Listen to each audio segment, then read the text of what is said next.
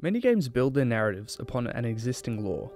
Titles like The Elder Scrolls present a fictional history through in-game books and dialogue, and something like World of Warcraft intertwines its quest design with an ever-evolving continuity of events. What's less common though, is a game built upon real-world folklore. This simple fact is what makes Upper One Games' Neveralone so immediately special. Developed in collaboration with the native Alaskan support group, Neveralone retells a traditional folktale from the region. The game is a cooperative platformer structured around navigation and environmental puzzles.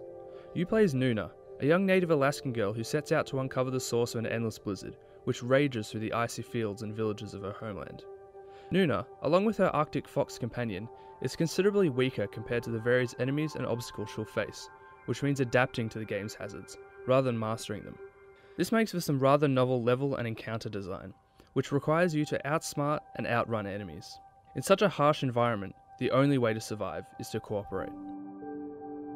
Like most cooperative game design, Nuna and the fox each have their own set of unique abilities, which they must use in conjunction with one another in order to move forward.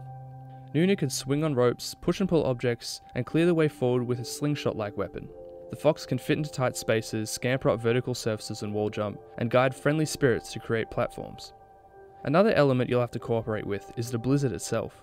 By carefully timing jumps, you can use gusts of wind to launch yourself across otherwise impossible gaps. However, that same wind can send you flying backwards, potentially to your doom, if you're not careful. Although the game is clearly designed for 2 players, it can be completed solo, as many of the AI issues found immediately after release appear to have been cleared up. Although the puzzles are quite simple and the movement a bit slow and heavy, Neveralone remains an enjoyable experience, especially for parents and young children. Older players will still be able to appreciate the atmosphere and craftsmanship, with an attention to detail that reflects the game's narrative and thematic heritage at every level.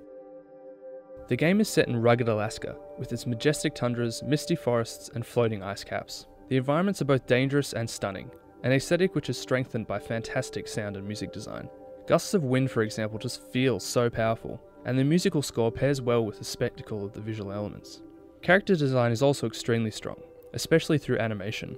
Nuna's facial expressions are particularly impressive, and the way she turns her head to gaze at elements in the foreground and background really sell her character. The animation also serves to establish the bond between the 2 main characters, which is playful in cutscenes and powerful during gameplay. The strong art direction extends to exposition sequences, which use traditional Alaskan art to present important sections of the original folktale.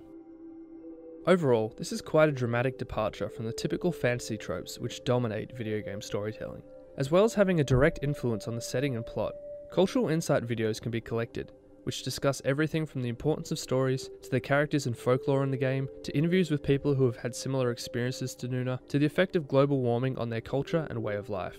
These are completely optional, but really worth watching. Not only are they fascinating and well produced, but they deepen your understanding of the game itself. The way the developers have approached this tale is similar to something like The X-Files, which crafted entertaining stories around American folktales and urban legends, but also sought to preserve certain cultural ideas which might have otherwise disappeared from the world. You can tell the developers deeply respect this culture and the story they've been tasked with preserving. The native title of the game is displayed before the English title in the main menu, for example. The game was written and narrated by genuine community members, and the cultural insight videos feature those same people telling their own stories. It all points to a game which was made to share first, make money second. This same concept of sharing envelops the mechanics as well, for you are not better than or entitled to anything else in the environments. You are one part of a much larger whole, which means you must cooperate to survive, let alone succeed. I can't stress enough how important it is that this game lets the people speak for themselves. This spirit of sharing and cooperation is really where Neveralone shines, not only in its mechanics and narrative, but also in the collaboration that has occurred between storyteller, developer, and us as players. It really is an exciting idea, and I hope to